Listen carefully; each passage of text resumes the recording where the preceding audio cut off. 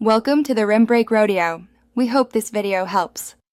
You start by importing RAW files and enabling one preview so you can evaluate sharpness instantly.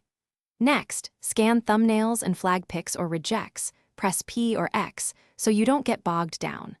Once done, apply a standard camera profile and enable lens corrections on import. This fixes distortion and chromatic aberration automatically.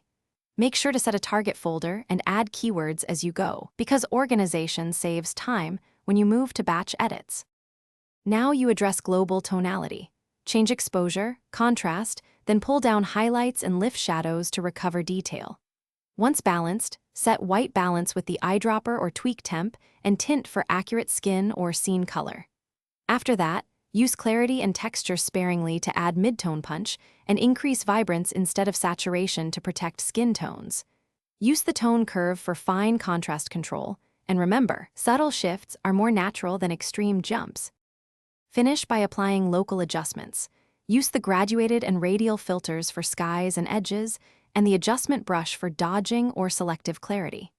After localized work, sharpen with masking above 50 so only edges get sharpened.